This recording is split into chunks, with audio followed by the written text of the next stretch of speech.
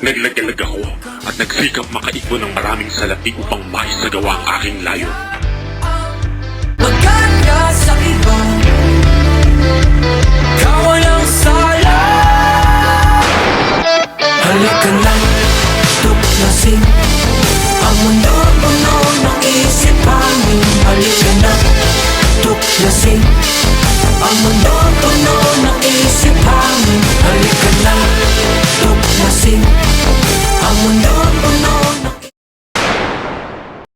halika na, tuklasin ang mundo puno ng isipanin. Si Kapitan Tiago ay matanda na at marami na itong nararamdaman. Kaya pinatawag niya si Padre Irene para sabihin ang kanyang mga huling habilin.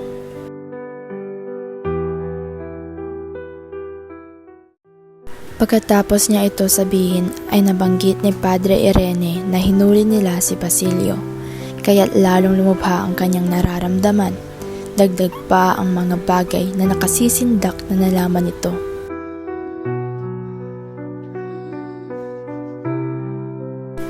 Sa kasamaang palad ay pumanaw na si Kapitan Tiago. Natakot at sinubukan ni Padre Irene na tumakbo, ngunit nakakapit sa kanya ang patay.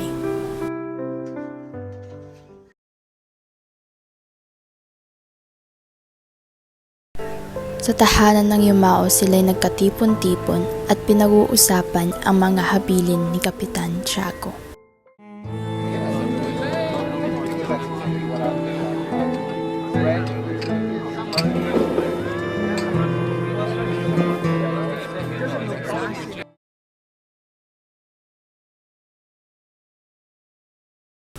Lumaganap sa lalawigan ang balita sa pagkabilanggo ni Basilio. Nabalitaan ninyo na ba ang gagawin kay Basilio? Anong gagawin kay Basilio? Oo, narinig kong ipapatapon at papatayin sa daan ang binata. Nagmamadaling pumunta si Hermana Valley kay Huli upang ibalita ang kanyang nalaman. Alam mo na ba ang gagawin kay Basilio? Papatay siya at itatapon sa daan. Ano?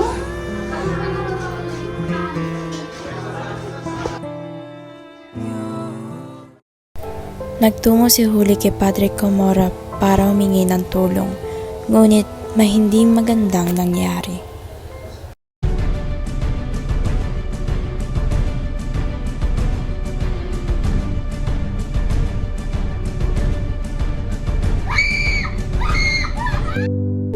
Minabuti niya pang mamatay upang maging karapat-dapat siya kay Basilio.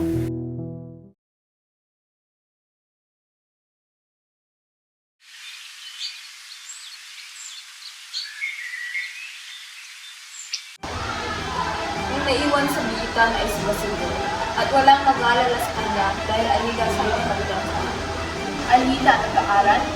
Kung gayon, iyon ang matilang. Malagay ko'y mas lalong mula sa kasalanan. Lalong mabuti. Sa ganooy, lalong magiging mainam ng halimbawa upang katakutan ng iba ang magiging kaparusahan. Ngunit, hindi ka natatakot ang inyong kamahalan sa panalagitan. Wala na ba siyang katakutan at may karapatan siyang gumawa ng maibigan. Ang inyong kamahalan na hindi na hinalal ng bayang Pilipino, hindi sa spite at sa paantong dahilan upang tingnan mabuti ang mga Pilipino.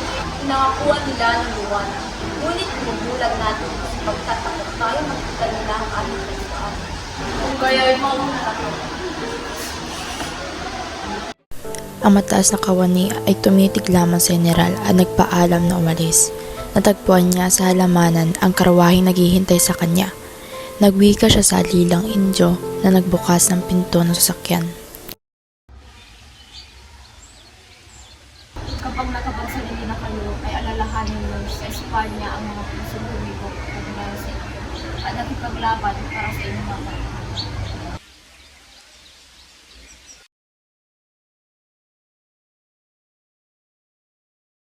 Nabalitaan ni Basilio ang pagkamatay ng kanyang kasintahan na si Huli.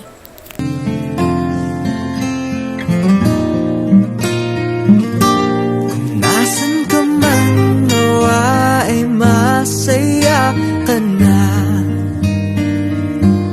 Kahit na di na tayo magsasama pa. Tingin mo lang ang hiling na mag-iingat ka. All yun ora kong sinta.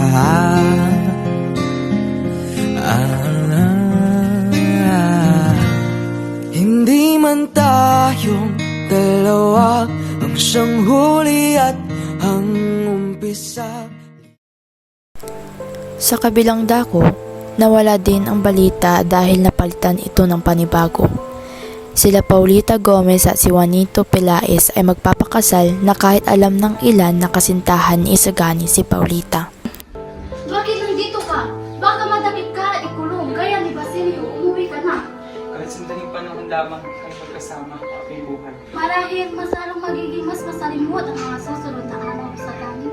Anong ibig mong sabihin, Paulita? Kailangan kong sundin ang tiya. Uuwi na kami sa Manila. Nais niya ako ipakasal kay Juanito Pelaez. Sundin mo ang iyong tiya? Kahit alam mo ikakawasak natin yun? Iyon ang dapat kong maging buhay sa langit. Ngunit aking buhay.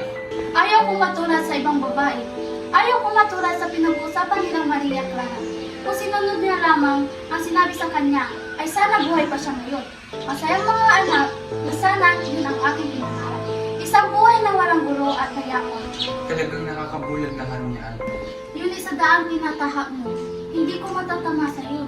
Paalam at patawad. Buhay.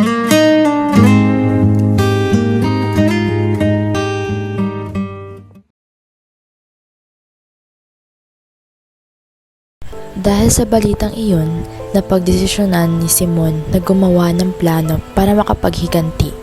Kaya binayaran niya ang sustento para makalaya si Basilio. Halos hindi na kita magkilala, Basilio, dahil sa tagal mo sa bilangguan. 4 na buwan na nung ako'y tumanggi. Ngunit nagkamali ako. At kaya lamang nakalaya ay dahil sa inyo. Kaya ako inalito para sumama sa inyo. Kung gayon, halika't sumama sa akin.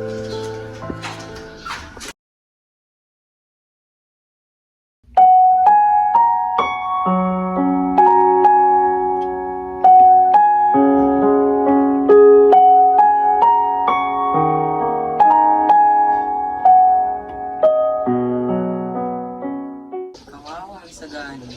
Ang dating tamis ng pagsasama na sana. Ba't sa ating dalawa ako na lang ang natira? Tinig mong kay ganda.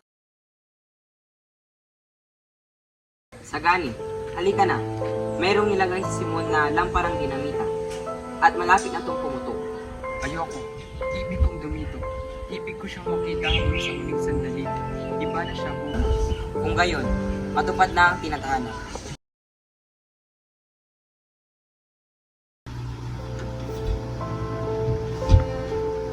Hindi nila dapat malaman ang aking tinatago. Pagkatapos uminom ni Simon ng lason, ay pinatawag niya si Padre Florentino. Senyor, andito na si Padre Florentino. Sige, papasukin. Pasok po. Simon, bakit kayo umiinom ng laso? Simon, hanap ako ng Diyos. Maghintay ka. Huwag na kayo magaksiya ng panahon. Mamamatay akong dala ang aking lihim. Wala na ikaw, Padre. Mawawala din ang lahat pagkaraan ng ilang sandali. Anumang oras itatalab na sa akin ng lason. Diyos ko, Huwag kang matawag. Nung malalim ng gabi, nais ko lang ilahad sa inyo ang aking lihim. Maaari mo bang sabihin sa akin kung totoo ba ang Diyos? kahit saan tayo magtungo, nariyan ang Diyos. Padre, ayoko mamatay na may dalang kasamahan. Ako si Crisostomo Ibarra, na malaon ang ipinagpalagay na patay na. Noong unang panahon, ako'y nag-aral sa Europa upang pakasalan ng aking binibini na si Maria Clara. Ngunit ito hindi natupad. Patawarin ka ng Diyos at alam niyo nang hindi mo ginusto ang lahat na ikaw ay nasilaw lamang ng galit at pamilya. Nagustuhan niya nga ang nangyari. Hindi nagtagumpay ang plano tayo sa lahat sapagkat alam niya hindi ito ikaw. Palagay niyo po ba ay Diyos ang lahat ng nagkalog ng lahat ng ito? Walang makakapagsabi sa iniisip ng Diyos. Ngunit kailanman hindi siya naghangad ng masama para sa atin. Kung gayon, bakit hindi niya ako tinulungan? Sapagkat mali ang iyong pamamaraan, pag-ibig lang ang nagagawa ng pagtulang. Bakit ako pinaparusahan at hindi ang mga masasamang namamahala na walang dulot kundi kasamaan? Kailangan alugin ang lalagyan para umalimuyak ang mga. Maraming salamat, Padre. Ngayon ay payapa na ang aking kalooban. Diyos ko po, Simon.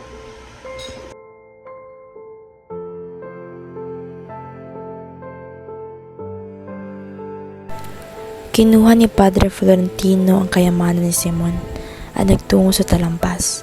Inihagis ni Padre Florentino ang kayamanan ni Simon sa karagatan. Malibing ka nawa sa kailangan ng dagat. Ngunit kung kakailanganin ka ng tao para sa isang marangal at asmahan, yung tulog ng Diyos na matututuan sa pinagkukunan ng awit.